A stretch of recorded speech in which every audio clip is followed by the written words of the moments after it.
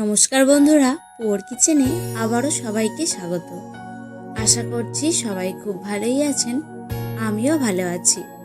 আজকে হাজির হয়েছি লাউয়ের খোসা ভর্তার রেসিপি নিয়ে, যেটা গরম গরম ভাতের সাথে খেতে কিন্তু দুর্দান্ত লাগে।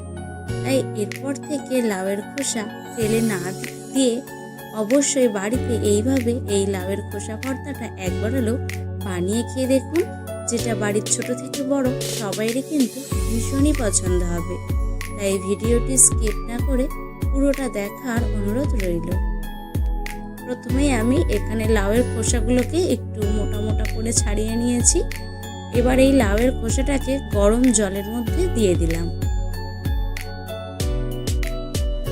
এবার এই খোসাটাকে ভালো করে সেদ্ধ করে নেবো চাপা ঢাকা দিয়ে। আমি মিনিট 10 ধরে লাউয়ের খোসাটাকে খুব ভালো করে সেদ্ধ করে নিয়েছি। দেখুন লাউয়ের খোসাটা কিন্তু খুব ভালো মতোই সেদ্ধ হয়ে গেছে। এখন আমি এই লাউয়ের খোসাটা থেকে জলটা ছেঁকে নামিয়ে রাখবো। এবার একটা কড়াই বসিয়ে দিয়েছি আর কড়ার মধ্যে 1 চামচ সাদা তেল দিয়ে দিয়েছি।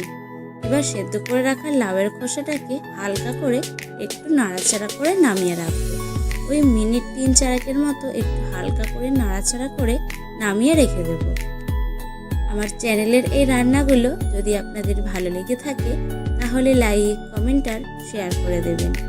আর এখন আমি এই লাউয়ের খোসার মধ্যে অল্প একটু লবণ দিলাম। লবণ দিয়ে লাউয়ের খোসাটাকে হালকা করে নেড়ে চেড়ে নামিয়ে নিচ্ছি। আমার চ্যানেল এখনও না সাবস্ক্রাইব করা থাকলে চ্যানেলটিকে সাবস্ক্রাইব করে বেল বাটনটি প্রেস করে পাশে থাকবেন আর নোটিফিকেশান অল করে রাখবেন এইরকম নিত্য নতুন রেসিপি সবার আগে দেখার জন্য। এবার ওই কড়াইতে আরও 1 চামচ সর্ষের তেল দিয়ে দিয়েছি আর তেলের মধ্যে দিয়ে দিচ্ছি একটা বড় সাইজের পেঁয়াজ কুচি আর দিয়ে দিচ্ছি কিছুটা চিংড়ি মাছ। এবার পেঁয়াজ আর চিংড়ি মাছটাকে হালকা করে মিনিট 2 একটু নাড়াচাড়া করে নেব আর তারপরে দিয়ে দেব ধনেপাতা, 5-6 কোয়া রসুন আর দিচ্ছি 6টা শুকনো লঙ্কা আর তার সাথে দিচ্ছি 3-4টে কাঁচা লঙ্কা। এবার এই সব কিছুকে আরও ভালো করে নাড়াচাড়া করে ভাজা ভাজা করে নেব। গরম ভাতের সাথে কিন্তু এই লাউয়ের খোসা ভর্তাটা খেতে খুবই ভালো লাগে, তাই বাড়িতে অবশ্যই একবার হলেও ট্রাই করবেন। দেখুন সব কিছু খুব সুন্দর করে ভাজা ভাজা হয়ে গেছে। এখন আমি 1/2 চামচ লবণ দিয়ে দিলাম। 1/2 চামচ লবণ দিয়ে আরও ভালো করে একবার নাড়াচাড়া করে নামিয়ে নেব।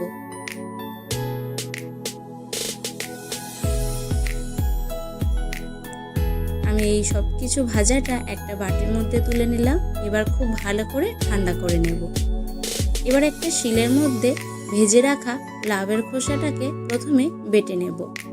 আপনারা চাইলে মিক্সিতেও বেটে নিতে পারেন, তবে শিলের মধ্যে বাটলে বাটাটা বেশি ভালো হবে। জল ছাড়া খুব ভালো করে আমি লাউয়ের খোসাটাকে বেটে নিয়েছি।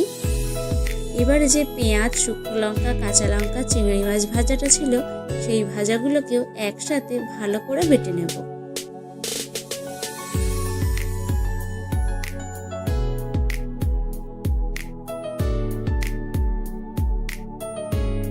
দেখুন সব কিছু কিন্তু একসাথে আমি একদম মিহি করে বেটে নিয়েছি।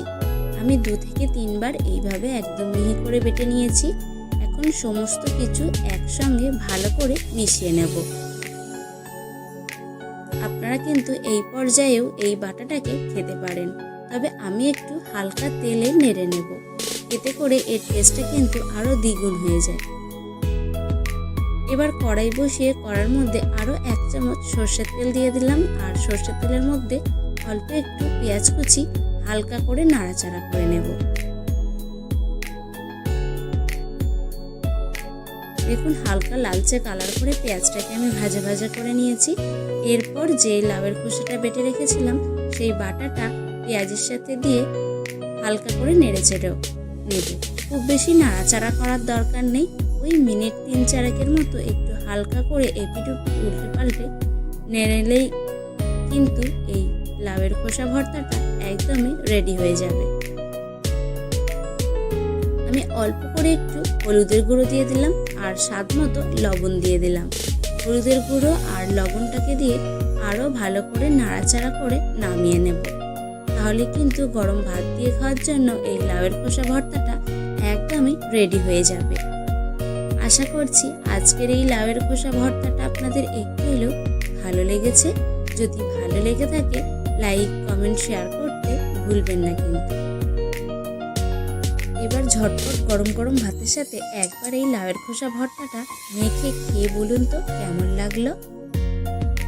আজ এখানেই শেষ করছি। দেখা হচ্ছে অন্য কোনো রেসিপিতে। ভালো থাকবেন, সুস্থ থাকবেন আর ওর কিচেনের সাথেই থাকবেন।